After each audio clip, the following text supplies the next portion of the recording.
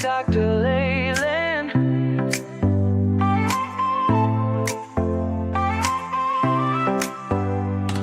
Step into the future, the world is waiting now. Dreams are in the making, we'll show you how. From the books to the screen, from the stage to the stars. Level up your game, let's raise the bar. Innovation, inspiration, it's in our DNA. Breaking through the limits, we're paving the way. Level up, reach the sky, take the lead, don't be shy. Your story's worth it, your light will shine. At Level Up Academy, it's your time. Oh, it's your time. At Level Up Academy, we rise and climb.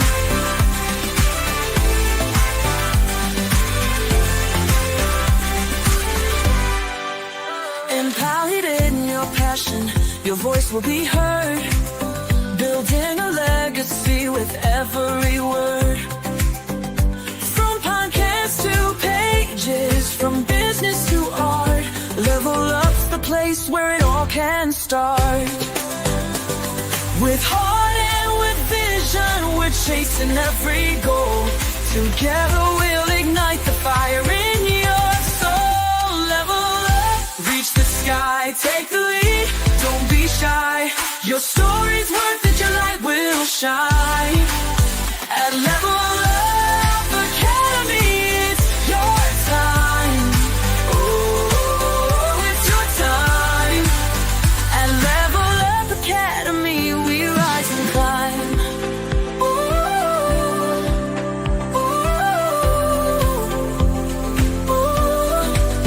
Oh, we're trailblazing, breaking through the mold. Dreams are alive, let your story unfold. With courage and pride, we'll take the fight. At Level Up, we own the night. Level up, reach the sky, take the lead, don't be shy. Your story's worth it, your light will shine. At Level Up Academy, it's your time. Oh, it's your time. At Level Up Academy, we rise and climb. So let's level up and never look back. On the road to greatness, we're on the right track. Together we'll soar, together we'll thrive. At Level Up Academy, we're alive.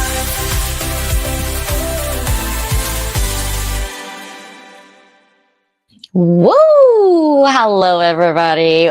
Happy midweek. I'm so glad you guys are here. I am super excited. Okay. When I have only one interaction with Tyler. Okay. That's full disclosure. You guys know I'm very honest and I'm very transparent with my guests. But here's what I'm getting and the vibe that I'm getting from Tyler. So humble. Like, I was blushing every time I was looking at, like, I love my people and my podcast, right? I curate them, to be honest with you. I want business people to learn. My mission is to level up the world through education.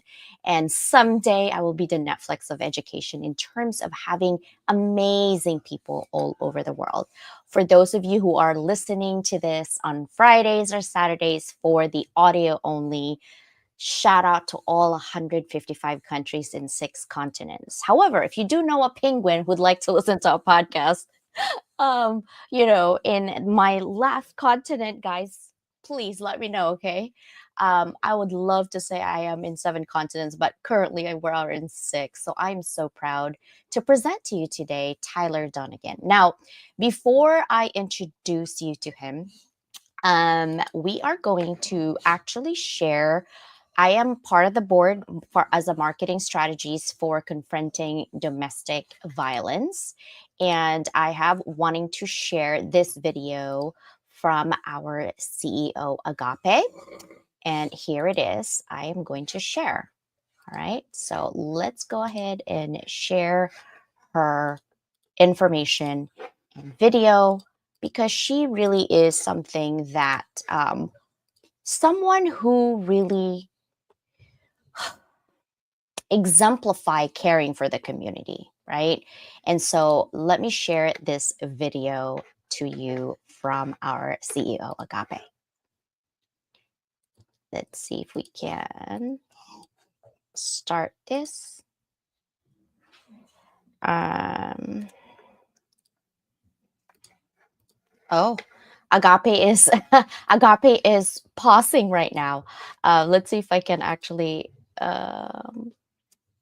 Oh, her video is not going on. So that's okay, guys. So this is what's happening. CDV, or Confronting Domestic Violence, we actually are going to have an event in October. And it is actually to raise funds for those who we are helping in the community. We are actually trying to hit all national. Right now, we're in San Diego, California for Confronting Domestic Violence. So basically, the organization, or it's a nonprofit organization, we help families, and also especially moms, like single parents, to move from their current situation, right? And if you have ever been or know someone actually who have experienced domestic violence, it's a very difficult time, right? Not only emotionally, psychologically, but physically sometimes. It's just impossible. And then you turn on and mix with small children in that group, it's even worse. So what we do as an organization for nonprofit is to help those families. And we are on the listing of 211 already. We are working with organizations throughout United States, but we are in the hub of state of California. So thank you so much, Agape. All right, guys. So here's what I'm going to tell you. Okay. So RIP to Ozzy Osbourne yesterday. I met the family. My family met his family October of last year. We know some people in Hollywood here and there, but we go to lots of events. It's kind of like a Comic Con. And we had a chance to really chat with the family. They're actually very nice, especially Kelly. Shout out to Kelly Osbourne. She's amazing. She was so nice to my daughter. So those two kids, the girls in the black shirts, those are mine. Okay, I have a 21-year-old and an 18-year-old this year. I know I'm an old mama. And then my husband, and then of course the Osbourne. So R.I.P. to them. And they actually encouraged me to continue on helping others to do podcasts for getting the world educated on life in general. So, RIP Ozzy, I hope you are having a rock star moment up there. Okay, so thank you guys so much. I did write a book last year. I'm going to do number 2, Mike to Millions, the ultimate guide to starting your podcast with impact. So thank you guys so much for that. I appreciate you very much. Okay, so let's go back to Tyler. I want to talk so much more about Tyler. So here's the thing, when I researched Tyler, he's like nonchalant. We're in Inc. 5000. And I don't know if you guys know what Inc. 5000 is. It is a big deal, okay? This is a prestigious annual ranking published by Inc. magazine, showcasing 5,000 fastest growing privately held companies in the US based on their percentages. Okay, this is the criteria: percentages of revenue growth over a 3 period. Now, what does that mean? That means there's 5,000 companies, right? But the top 500, and this is, listen very carefully, pause me if you have to. The top 500 in Inc. 500 is the upper echelon of the list, and they're featured prominently in the magazine's September issue. Do you want to take a guess where Tyler's company is last year in 2024? Do you guys want to take a guess? He's like nonchalantly saying it like, oh, it's not a big deal. It is a big deal for business people like me who actually do research, right? I believe he was 459, and he'll correct me on this one, out of that list. What does that mean, CJ? What does that mean for me if I am a business owner? What does that mean for networking? What is that? It's a lot of meaning in there. But here's the thing, right? When you are looking for credibility and visibility, that boost your brand reputation for media exposure automatically. And also the networking opportunities. I mean, honorees get access to the Inc. 5000 conference and award ceremony. This is like the hub for collaboration and deal making. And really, some people goes, I don't need a validation. You're right. But in business, validation is a powerful signal to investors, to partners, to clients, and really top talent that your company has tangible momentum. So you know why I'm so excited to have him here, right? Like, wow, I want to pick his brain. Okay, guys. So we're gonna go and start having Tyler Dunagin here. Oh my gosh. Okay, here he is. Are you guys ready? I hope so. Tyler, are you ready? He's going to give me a thumbs up. I'm sure of it. Yes, he is. How are you doing? I'm wonderful, thank you. Wow, that's quite the intro. You should do all of my videos for me. That's amazing. Oh, thank you. Yeah, maybe we can collaborate. I literally am. I do research first before I'm one of those people. My background is I love research and applied science.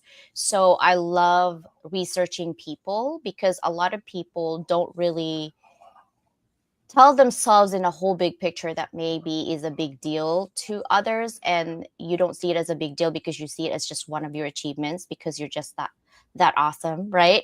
And so as a publicist, I was like, I know how to put him in. Oh my gosh, thank you guys so much for being here. Thank you, Tyler, for being here. I actually have a very first question for everyone and all of my guests, and this is my first question. Think back 20 years ago and find within your timeline some of those significant changes in your life that got you here where you are today. Okay.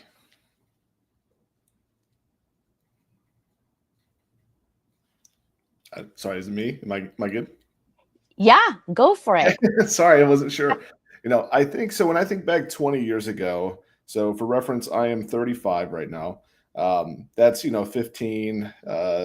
Big age, right? You're about to start driving and whatnot. So for me, where I was in my life, the most captivating thing was probably my sports world, and that's when I started playing. That's when I really learned what it meant to be a teammate. That's when I learned what it meant to be a leader and truly work hard for something, even as young as 15. When you're that age, you don't have a career that you're trying to ring the bell in. You don't have a massive family that you're trying to support. You just have what's available to you. And for me, that was definitely the sports world and trying to be the best version of myself that I could have been. And so I think that just going through that process of getting competitive with sports, and that was like early high school, like in just really training and everything else going on and what went into it. That early just cadence and rhythm really kind of lasted an impression on me to where I am today. Because you think about it, you think of what goes into who you are in that space, right? And you think about everything that you do, it consumes your life. And you learn, how to get through hard times. You learn how to motivate others, how to motivate yourself. You learn how to take care of yourself and achieve goals. And I think that has stuck with me throughout my entire career and my journey in all these companies that I'm involved with. And I think that taught me a lot of kind of the core of what made me up initially, was just that competitive drive and that camaraderie and that team first atmosphere. And that still sticks with me today through everything I do. I was going to say, I was like, wow, should I even ask 20? Because Tyler is so young. But here's the thing. I think the foundation, and I do have 13-year-olds that watch our YouTube channel. So they are driven to know because I talk psychology, I talk business, and I talk just humanity, period, right? And what are some of the things like when you started saying, okay, this is what I want to do, and where you are today? Because think about the Inc. 5000 that I just like foundational conversation, right? To qualify for this list, you have to be privately held. Obviously, your company is, and not publicly traded or a part of a larger organization, and you have to be independent and a minimum threshold of at least 100,000 on year one, and then growing to at least 2 million by 3 years, right? So that's a big deal. And that's also demonstrating significant revenue growth over the 3 years. So there's got to be, you're talking numbers, but also that mindset that I wanted to kind of pick your brain a little bit, right? What does it take to really saying this is what I want to do, or is it something like you just kind of stumble upon and you're like, guys, let's just do it? Yeah, I think it's a combination of a few things. For me, when before I got into my business, I was in a similar business in the residential space, flipping houses, and I kept on telling myself like, "Hey, this is fine, this is fun, but I just need a little bit more." And I needed more volume, I needed more scale, I needed more predictableness, and so I was kind of coming off of this experience to where I had made a cool business doing some residential things and flipping houses and working with investors. But what I realized is I created a full-time job for myself, and I started every single one of my working days and weekends at Home Depot or at some house that I was flipping. And so I really think that that left an impression on me. And I said, hey, I want something that I could scale into. And luckily for me, that was kind of multifamily. And so as far as the Inc. 5000 goes, I think that that's a byproduct of some of my earlier ambitions of what I wanted. I wanted to be able to reach more people, make a larger impact, have a larger team, and really just ring the bell and have a great time with my team around me. So I think that's kind of a byproduct of my early intentions. I wanted to cast a wide net. I wanted to be able to scale. I read a bunch of books before I launched Turn, and all of them were around being able to exit a company someday, who knows, maybe IPO a company someday. And so I go into it with this like what if mindset, and just thinking how cool it would be if we got there someday. And I think that I was upfront with my team about that. I never once said, hey guys, we want to pay our bills this month and that's it. I want to be in multiple states. I want to do a bunch of things and help a lot of people. And I think that just left an early impression on the entire team as well. So we went into it definitely with hey, how can we scale this thing? How can we make a big impact? What's that look like for us? And that was kind of intentional that we did it that way, again, because of that first experience where I did something that was kind of hard to scale and it required my full attention 24/7. And I think that is the journey itself that people don't find sexy at being an entrepreneur. That you just said that 24/7, right? Yeah. When you're a business owner, you literally don't sleep because you're trying to figure out how you can scale. But also, you weren't afraid. And I love that you use the word intentional, right? And here's the thing that I wanted to inspire. I'm all about inspiration to all business owners and entrepreneurs out there. When you are in that moment of despair, you're like, oh, it's so close. I can just feel it and smell it. Yet it's so far. What would be your like ultimate saying? Like, how do you do that? Most people just said, keep going. But what did you do to actually scale your company to that level? Yeah, I think the big thing to start with is going back to understanding your why, and understanding why you're doing something in the first place. Why are you spending effort and energy on it? And sometimes like you get caught up in the day to day and you wear a lot of hats and all these kind of things. And there's times where overwhelm is a routine thing just because there's new things to learn, there's new places to go, you name it. And sometimes you do get caught up in those day to day situations. And so for me, I do a lot of grounding exercises. I talk to a coach often, and it just you kind of reflect on your journey. Hey, how far have we came? Like, look how much progress we've made so far. We've grown from where we were 4 years ago to where we are today. The next level seems a little bit out of reach, but you kind of learn that that's kind of part of the mindset that you have to have. If you set goals that are super comfortable all the time, they should be achievable. Don't get me wrong. But if you're constantly playing in this field where you're super comfortable, you're not going to grow as a person. And so for me, what I like to do is really just reflect and just remember why I'm doing what I'm doing, and just reassure myself like, hey, I've done this before on a smaller scale. It's just everything I've done so far, just replicate a little bit more. And you kind of learn yourself as you go. When you need to kind of take a breather. You know yourself well enough to know when you have to kind of ramp it up a little bit. And so when something seems out of reach, that's when I know it's probably worth pursuing, because if it felt like it was just right next to me, it's probably not as impactful as something that might be a little bit more harder to achieve, so to say. So I kind of like that journey, but it's definitely been a thing that was forged in just having to go through it, forcing myself through it. And early on, I didn't love that feeling all the time, but you kind of get used to it. And so for me, I just remember my why I started, and how far we've came, and how much more we have to do yet. And that really keeps me going. I love that. Now, my next question is, what's the big picture vision behind TurnSir? We're going to talk about your company now, okay? Yeah. Why did you decide to build a technology-driven service model specifically for apartment turnovers? So for me, I was actually in the apartment management space. So I started off single family real estate. I was encouraged to get into multifamily, but I didn't know anything about it. And so I started working in the industry just to learn it. And I was learning it, and I had a high level role in multifamily. Everything went really smooth except for finding vendors and suppliers at scale that we needed. And so for me, I was trying to just bridge this gap that we had, this need, this operational deficiency where we just couldn't find certain teams.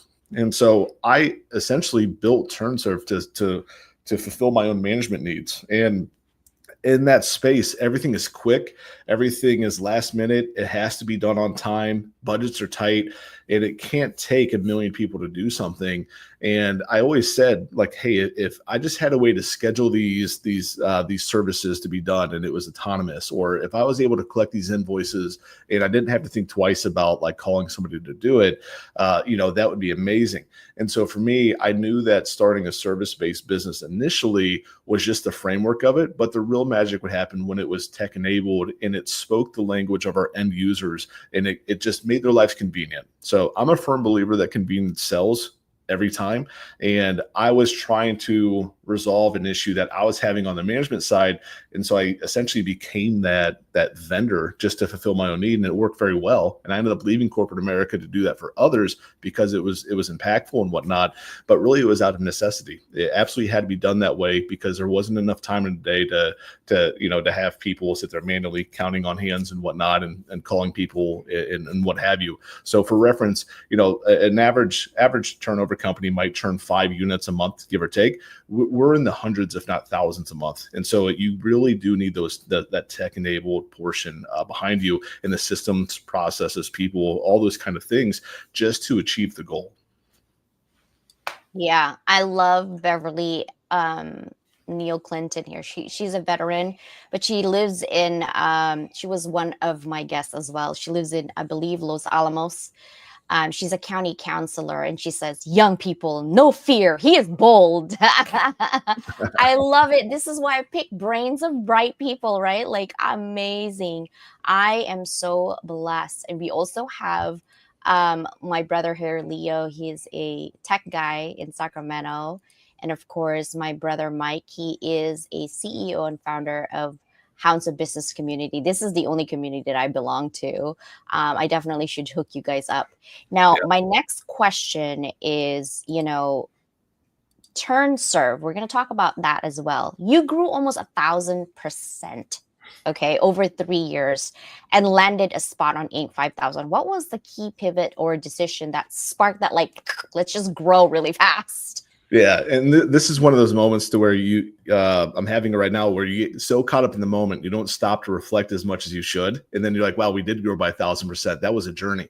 And so for us, I think that just that key moment, that pivotal moment, was just client demand. And really we had no choice. Like you go into entrepreneurship and you want demand, you want to be, hey, like people can trust me to do this. For our client base, there was such a big need, and it was so predictable, and they just had such a shortage. We were just getting bombarded with requests for services and help and support and all those kind of things. And so for us, my only alternative would have just been, "Hey, I'm sorry, I can't help you. Like, got to go find somebody else." But, when you have all your eggs in one basket and you want to grow the company, you just find a way to make that happen. And I remember there's probably one moment where I realized that this was going to really work. And that's like my first month that I was out of corporate America and doing this. And I remember sitting there and I said, "Hey, cool. If I got 7 services to do this month, I pay the bills and I live." But then the following week, we had like 30 apartments submitted to do. And that was that moment where I just kind of realized, like, oh, wow, this is going to work. And then some, because I still wasn't doing sales at that time. I still wasn't like actively hiring, so to say. It was just kind of like feeling this out. But I remember that moment to where it went from excitement to sheer panic and trying to figure out how I was going to do something to keep up with the demand. So just reflecting back on it, I think that was like a moment that you realize. And the real big kicker for me, and when I finally the whole team decided just to turn the corner and go, was when we took our initial investment from outside investors, because at that point it's kind of, hey, they have an agenda, they have a goal. We have to grow this company. We want to anyways. It was symbiotic. But once we got investment, that's when everything kind of clicked and became super real. And we realized that the impact we can make can extend far beyond what any of us ever thought. So a lot of things that I could reflect on, but those were probably two big key moments. I like when you're like, yeah, I can do this. And then rapid shear, like, okay, panic. What's going on? What's going to happen? I Yeah. love that. But it's in that moment of panic that you can either grow or die, right? It's like, are we going to run or are we just going to keep crawling, right? And you decided to run with it. And I was reading also, I mean, I did a lot of reading, okay? Like colleague capital, you live in Ohio and they're like, okay, this is where you're going to be. Now, we haven't really talked about your community that you're serving. Like, who is the community that you're serving right now? I know that this is more of like an apartment and multi-family, but you're doing what you do, flooring installations, Yeah. pretty much bathtub, right? Yep. So our community is really those overwhelmed property managers that manage big apartment complexes in every major city. Property owners, property managers, and also their maintenance teams around them. That's really who we're serving the most and who we do the most life with. Yeah. And so let's talk about liquid liner. Yeah. And how actually, that went into this. So what was your thought process behind developing that proprietary products like liquid liner and product management pro rather than outsourcing the solutions? Yeah. So I like to do things within arm's reach, and I just like to stay busy and do things and make, try to just really do convenient things for our customers. The quick summarized version of this was, so we are a few different brands on our platform. We have like you said, we have painting company, we have flooring company, products now, and one day the summarized version is, we were painting a complex and my crews couldn't service a unit. And, so I sent them away. And then the next day it was the same thing, same apartment complex. And it was weird because it was such a good client of ours and the Stormy Smooth. I went to go check it out. And I realized that there was another company there doing this refinishing process using a very outdated and harmful product. And we couldn't do our services because of the amount of disruption. They were spraying these things on. There was air movers. He was in a hazmat suit. It was pretty bad. And I just remember thinking, like, one, I was curious more than anything, like, what is this person doing here? So I hung around and talked to that person for as long as he would let me. And I said, oh cool. Like, maybe I could do this a little bit better. One, it's stopping our current solutions. So if I could problem solve this, at least we can be smooth and don't disrupt our own operations. But the likely outcome is I can build a better product or a better process at least. I didn't go into it wanting to build a product initially. It was, I want to do this process a little bit more efficient than others. And then, so we did it. We tested every product on the market that was available to us at the time. All of them had trade-offs from high VOC to, they required multiple coats or hours between coats. Multifamily, we don't have the convenience of time. It has to be quick, it has to be now, and it has to last. And so I essentially couldn't find that product or that system. And so I did some research. I reached out to a bunch of smart people around the space and I said, hey, here's the features I need in a product. Here's that it absolutely cannot be. And so back and forth over the course of 70 iterations of this product, now we have it was third-party tested to be the best in class against the products we tested against. We got 10 out of 10 scores, and the next closest product was 6 out of 10. And that's ones that you see in every big box retailer, wherever you go. And so that's kind of how I stumbled into being a product creator. It was just out of just curiosity initially, and just being available to us to try. And so we kind of have a cool, unique setup. But again, that speaks to some of our culture and how we are around, as team members. We're always looking to innovate. We're always looking to push the envelope. And if you would have asked me 3-4 years ago if I would have a product like I do today, absolutely not. But your journey in life kind of takes you. You just keep on walking on it, and next thing you know, like, you end up where you are, and who knows what's next. So that's a quick version of how I stumbled into our own products. I love it. And, for those of you guys, I'm getting questions somewhere else in here other than what's the question in there saying, hey, what the heck is turn serve, right? Can you explain a little bit about turn serve? Yeah, so and it's a very specific name for the multifamily space. Again, that's where I play ball at. So apartment communities. Picture when a renter moves out and then somebody else moves in. That sounds simple, but you have a few days to completely flip an apartment from the flooring to the painting to the cleaning. And all of that sounds fine and dandy. But the reality of it is each community has hundreds of units and more than 50% of renters move every single year. So you can imagine the sheer amount of volume just in need of services. So it creates a very tight window. It's chaotic and it's necessary to get these apartments refilled. And so what TurnServe is, it is a one-stop solution for multifamily managers to call on, and we'll come in there with our brands and our solutions, and it's one phone call, it's one company. We will completely turn over these apartment units and give it back to them, and we're quick, convenient, and we do the best work that I know of. And so in a nutshell, that is what TurnServe is. And today it's a platform of brands, and we're just scaling and building and adding on and all those things. So really it's just a one-stop turnkey solution for property managers. Thank you for explaining that. Of course. Yes, definitely. And I love that. And because now we know exactly what TurnServe is. So this is TurnServe, guys. This is turnserve.com. And I'll put the link over as well. Now, my next question is, how are you leveraging AI in your operations, and how do you see it shaping the future of multifamily property management in the next 5 years? The reason I asked this question is because I'm an educator, and half of educators are afraid of AI, the other half are embracing it. But in reality, we actually partner with businesses like yourself or others to help our students understand the future, right? It's either you're going to serve the future or you're going to stay here in the present, and that's it. Yeah. So right now, one, I'm a huge AI advocate. Like I use it daily. But here's my take on it.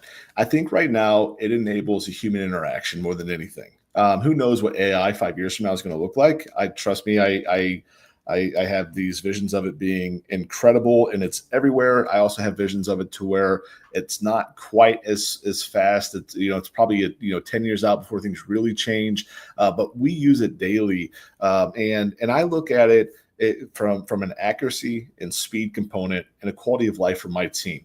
If I can achieve those things, if I can increase those things, I'm winning with it. If I can improve my manager's day and remove 3 hours of just routine tasks by simply using an AI software, we're going to do it. Quality of life is massive for us because that impacts the entire organization. So we're big on how things feel and the culture of the organization. And I use AI more for that than anything else today. Now, we are also using it for list building and data sorting and all of these kind of things, research questions, those things do come as well. On the sales side, from our outbound calls to some of our ad placements and everything else, you see more and more AI involved. So I think specifically for us, that's, we're using it to assist our team more than anything else today. And it's slowly making its way to penetrating with our clients as well. As far as how it relates to property management in the next 5 years, autonomous is the word that I'll use to describe what I think it'll be. Again, multifamily management, it's a lot of data. It is a lot of moving parts. It is a lot of people in need of a lot of things in a tight time frame. I think AI comes in and creates that convenience and predictableness and just automates more than anything else autonomously. So autonomously creates convenience. Convenience creates quality of life. I think that we will always go to what feels better for us as humans, no matter how we shape it. That could be Uber when it was a new thing and that fear mindset, but now it's a click on your phone and all of a sudden your ride's there. I think the same concept for AI, whatever ends up giving us the most convenience and quality of life is what we will tend to go to as humans. So I am very optimistic about AI in the future for everything, especially multifamily, because that industry needs it. It's big, it's necessary, and the managers have a tough job. So I'm excited for them to get more and more involved with AI. I love that. Thank you. I the whole theme that I'm seeing based on what you're saying, especially, having 3 hours back to your people, is adaptability, right? If you actually dive into the uncomfortable, because we don't know what we don't know, but best believe that you have their best interests, it's going to go better, right? They've seen you lead your company and organizations to that scale. So why not trust this new process. Now, talking about scaling, a lot of people are, scaled, right? You've said scaling requires systems and culture, but not hustle. I was listening to some of your podcasts.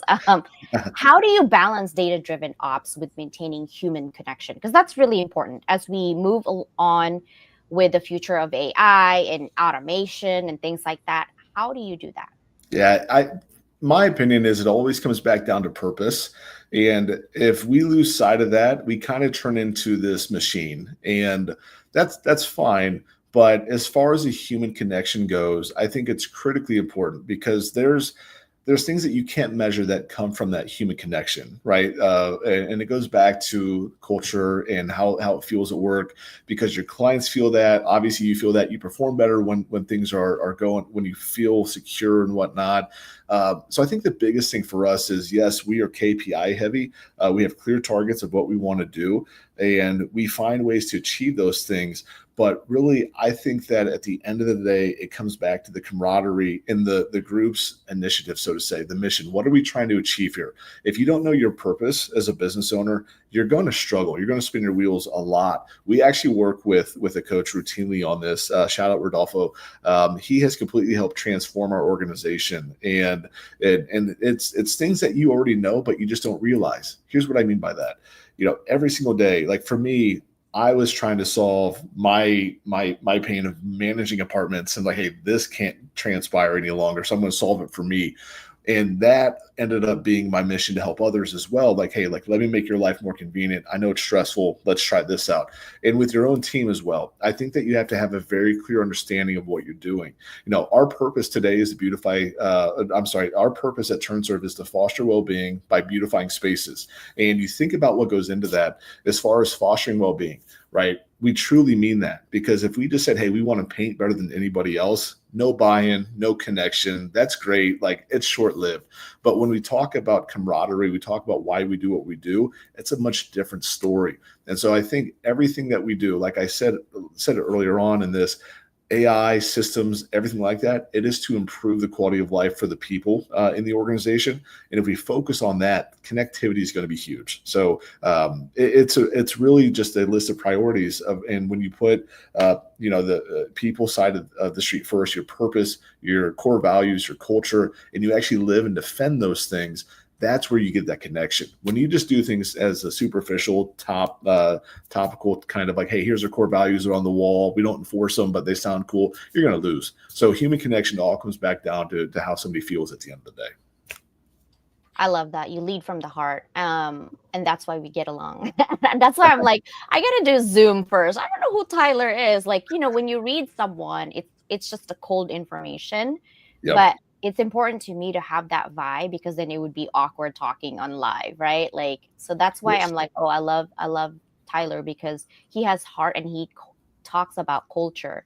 And I love leadership conversation and psychological safety conversations. This is one of the questions I think that were asked on your podcast as well, is can you describe a moment when you saw psychological safety and vulnerability actually shift behavior in your teams? Because it's important. Like, you have this vision, but if you don't have a core team that you trust decisions, because you can't be there 24/7 for everything, every single thing. So you Right. have to trust your teammate that they have the best interest. And like you said, they need to know that the culture is open, but also like you have their back and you defend their values, right? Of So course. how would you do that? Yeah, I mean, there's 1,000 examples a week from just somebody coming into the office and just having an open conversation of, hey, I feel like I'm underperforming. Can you help me out here? And it's a vulnerability that's working together on something, right? And this is going to sound a little different at first, but I'll bring this full circle here for a moment. So as far as a moment when I saw psychological safety was, again, it goes back down to kind of defending operations and making milestones and targets clear for people. Because when things are unknown, if somebody's waiting on their heels all day long, they are constantly activated. They're going to be guessing if they're doing a good job or not.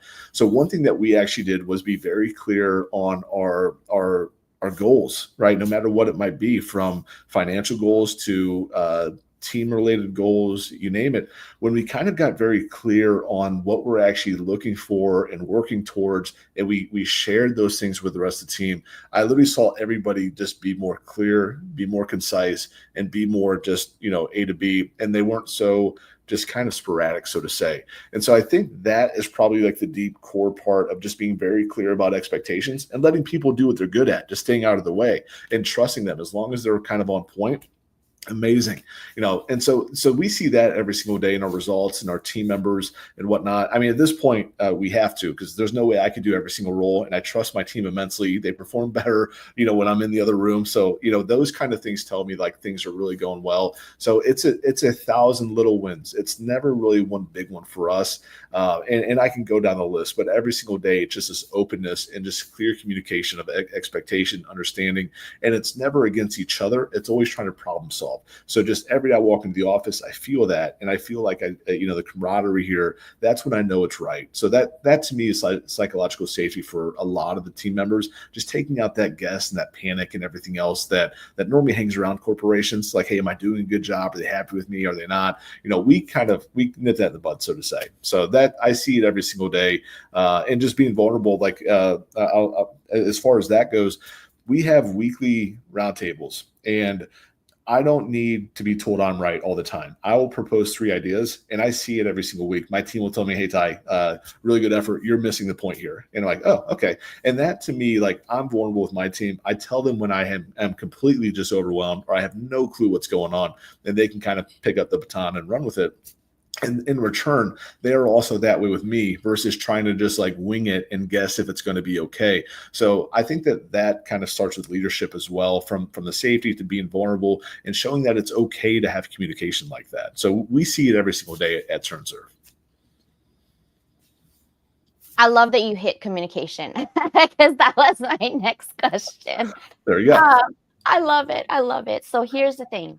Remember, I told you we're aligned. I'm like, okay, we have the same wavelength. Now, as TurnServe actually exploded from like startup hustle into rapid expansion, right? Was there a particular strategy or ritual? You actually kind of said like, we do a weekly hustle or like a powwow or communication tactic, right? That you lean on heavily to keep your team growing, aligned, and trusting with crystal clear, like this is our vision. Because here's the thing that I have experienced, okay, working with teams for a long time, literally over 20 years. Communication is the foundation of everything. Every single one of us is going through something every day, right? And so if you are in a team, right, in a group, and I'm like, CJ, you're wrong. Nobody wants to be wrong, but if you don't trust that person, you don't have belonging, right? You don't feel like you belong in that organization. You're just another worker.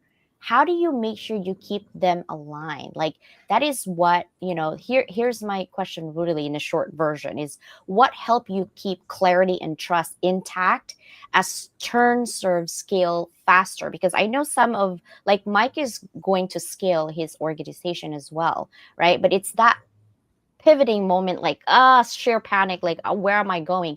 So what is that like essence for you? Yeah, and it starts with clear expectations and manage expectations up front first and foremost, and just getting ahead of things before they happen, and really just over communicating. So I mentioned that I do a lot of coaching, right? That's not me coaching others. That's me getting coached. Every week I do these things. And anytime we do things like transitions or we acquire a company, we want to test a new market, we can be very clear about, the goals and the KPIs. But what I find my coach always telling me is, if something goes wrong, it's always, hey, how'd you do articulating the vision of this? And I'm like, I kind of skimped. And like clockwork, there's a correlation between me not showing, everything that I have, or, hey, here's what I want, out of this. Here's how I envision it for us. Here's what it looks like. So I really think that speaks to just communicating. So for scale communication, like obviously you hear things like there's L10 meetings and there's roundtables and all these things. It's important to have clear, concise KPIs and initiatives and whatnot.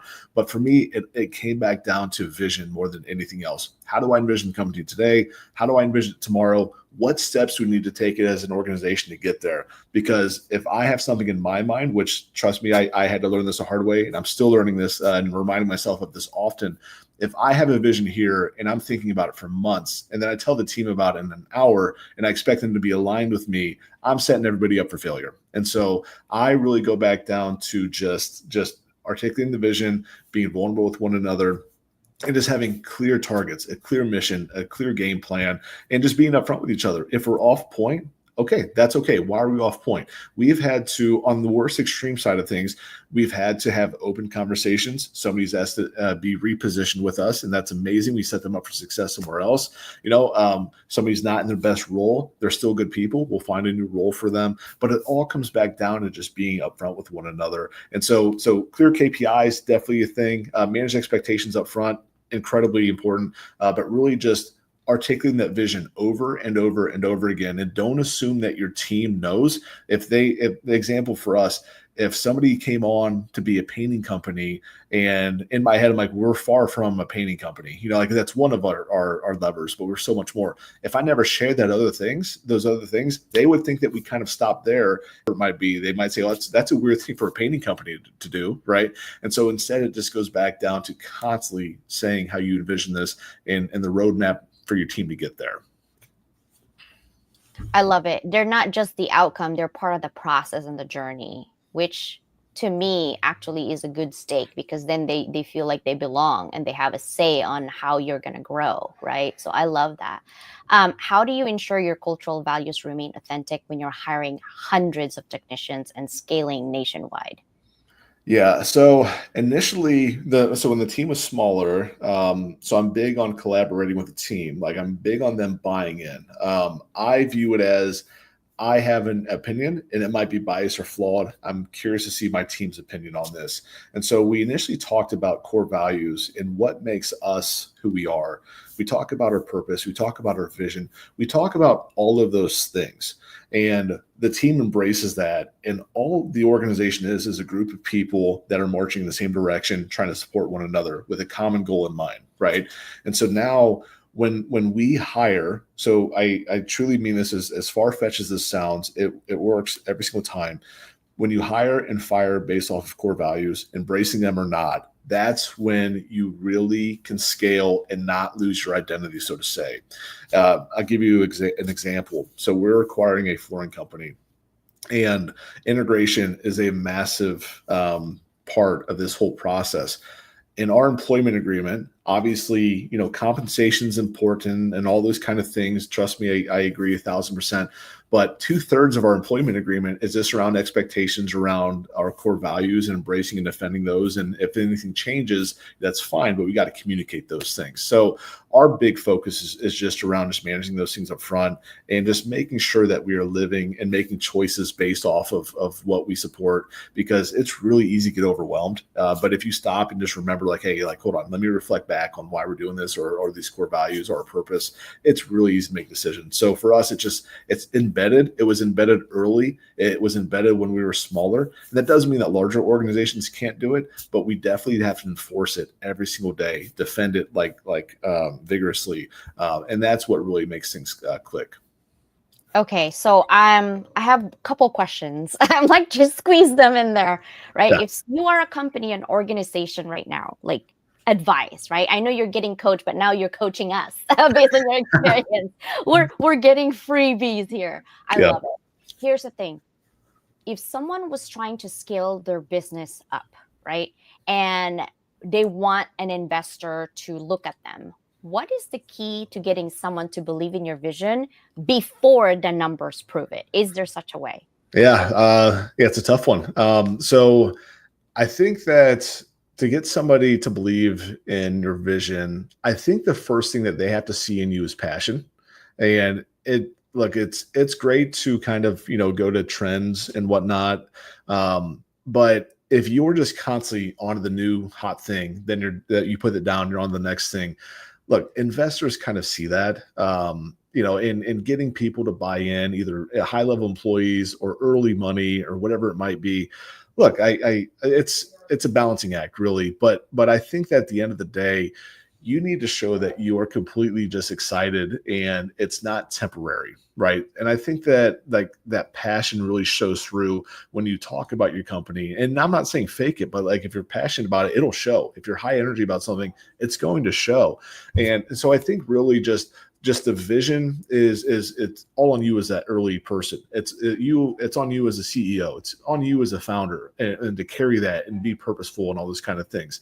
But then like really, I think that you need to speak from their perspective. If a lot of the times founders, they want to talk about their business idea and how clever it is and how many, it's going to do this, this, and this. And that's great. We're raising money. Here you go. I think a lot of the times, sometimes, and I'm guilty of this myself, we lose sight of why somebody might want to invest, and we lose sight of what their needs are. And so a lot of the times, if you could ask, them, what do they look for in a potential partner? What are their needs? If you could just ask simple questions and make them understand perspective wise, you are also trying to make sure it checks boxes for them. That is really going to get some buy-in, just because they think that you think this thing, all the way around, if that makes sense. So tough task and circumstantial sometimes, but it really comes back down to passion and being able to have perspective of what's beyond my needs. What about their needs? And that's going to go a long way. Yeah, it's not a one way, right? Correct. Okay, promise. Second to the last question. Okay.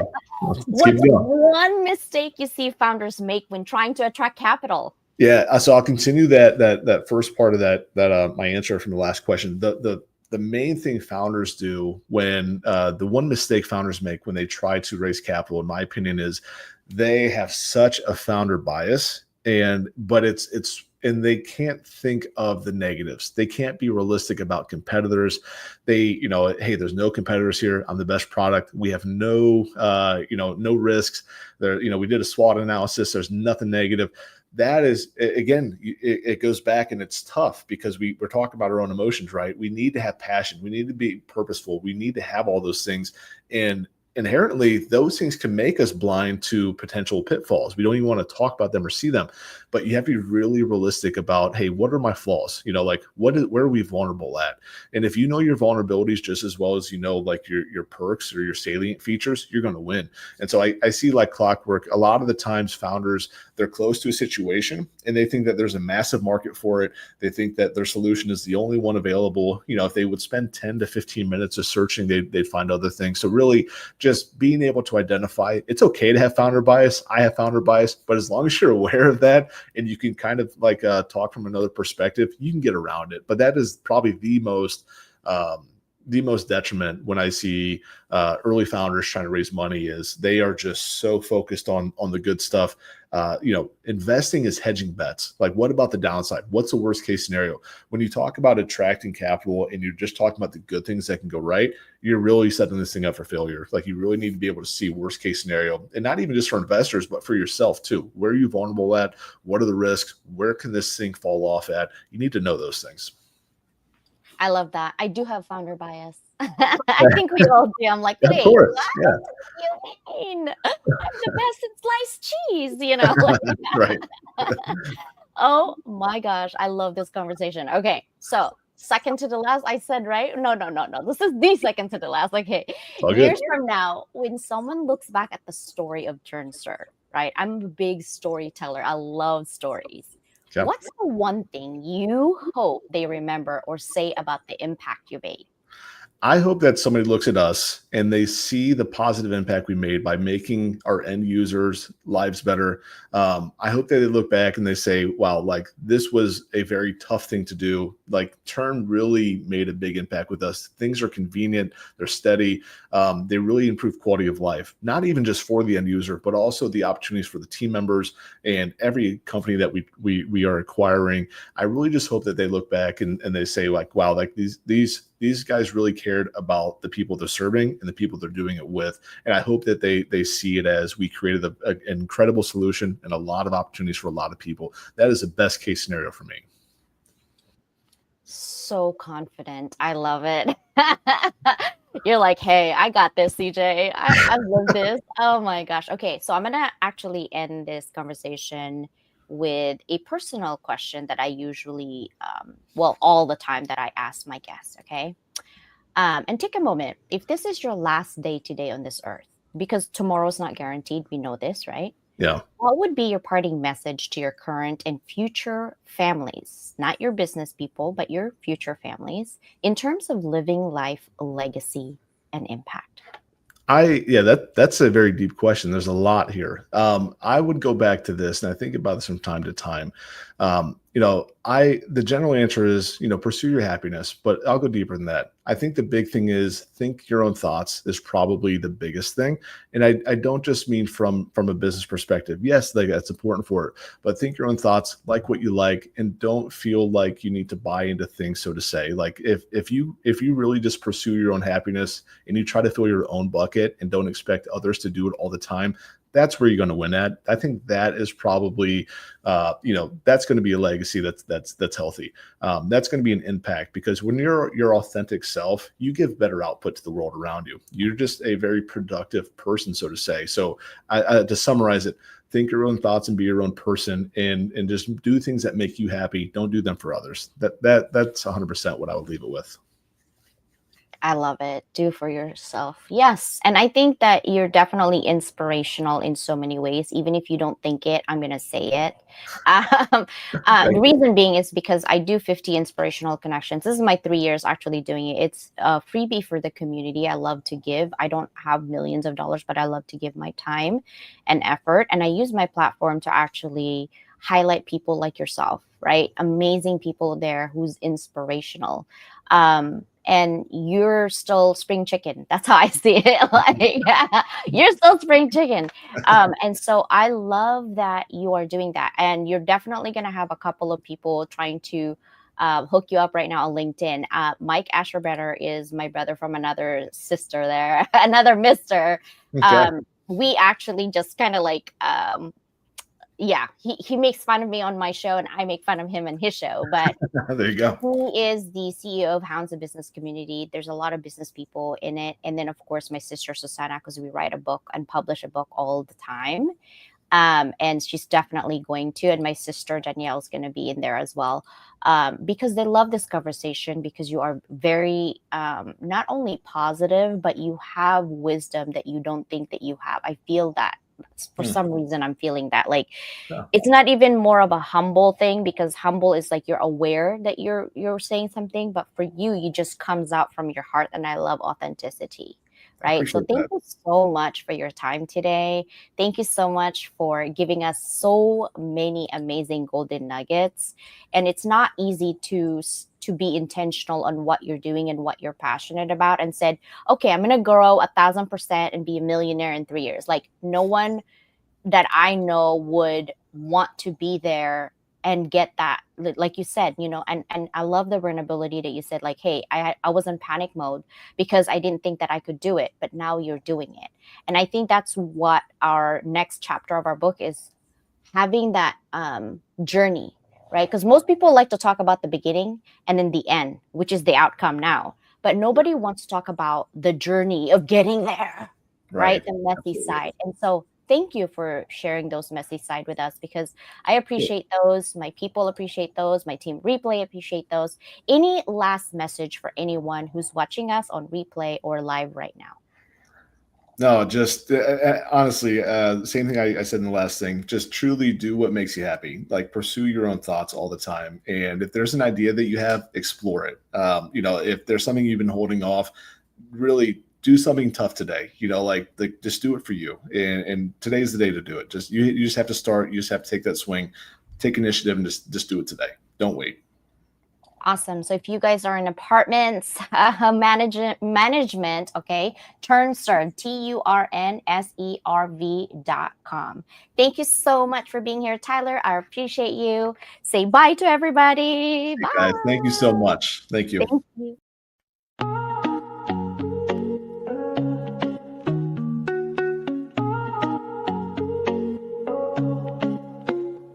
I started in the silence, behind closed doors. Dreams too loud to keep tucked in the floorboards. Late nights, broke days, no applause in sight. Just coffee, hustling that fire to fight. They said, play small, but I'm built to expand. No silver spoon, just grit in my hand. I will every note, like armor and steel. Visibility's a battle, but I'm real and I heal. From invisible threads to the front of the stage, I'm rewriting the script, turning scars into page. Level up, rise above the fear. Let them hear your voice, make your purpose clear. Every step, every stumble, every tear in the rough. You were made for this moment, you are enough. Level up, break through the doubt. Turn the whispers of your past into a victory shout. You ain't just chasing clout, you're building a legacy. Now the world's gonna see what they couldn't believe.